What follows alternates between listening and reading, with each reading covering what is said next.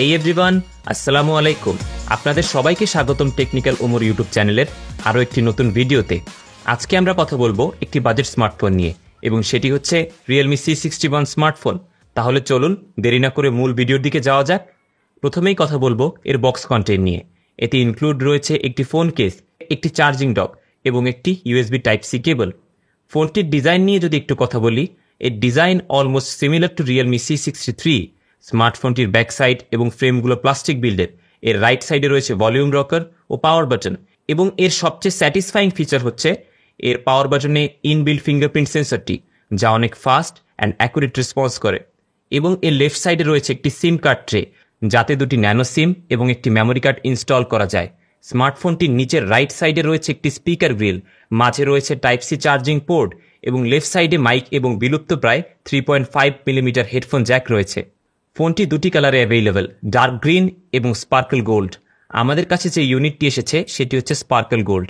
ফোনটিতে রয়েছে 6.74 ইঞ্চের একটি 90 হার্জের IPS LCD প্যানেল।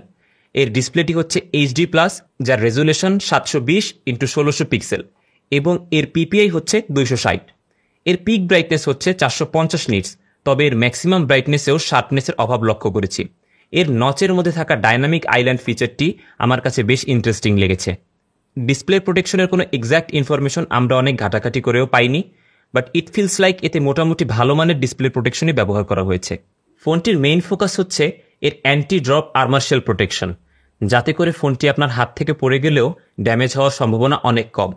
আর এই ফোনটিতে রয়েছে IP54 dust and water resistance, যা পানির ছিটে ফোটা ও হালকা বৃষ্টি থেকে আপনার ফোনকে রক্ষা করবে।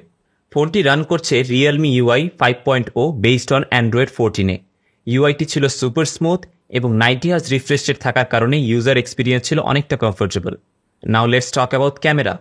এর ব্যাক সাইডে রয়েছে একটি ডুয়াল ক্যামেরা সেটআপ এবং একটি ইম্পোস্টার, যাকে ক্যামেরা মনে হলেও আসলে এটি একটি ফ্ল্যাশ লাইট। এর প্রাইমারি শুটারটি হচ্ছে 50 মেগাপিক্সেলের একটি সেন্সর। ভালো আলো পেলেন, যা দিয়ে মোটামুটি ডিসেন্ট ছবি পাওয়া যায়। এছাড়াও এই ক্যামেরা দিয়ে 1080p-তে 30 FPS পর্যন্ত ভিডিও রেকর্ড করা যায়। যদিও এই বাজেটের ফোনে 60 FPS আশা করা যায়, but alright, let's move forward.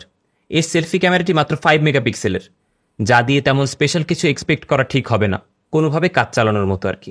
ক্যামেরার পরে যে বিষয়টি নিয়ে কথা বলবো তা হচ্ছে এর ব্যাটারি।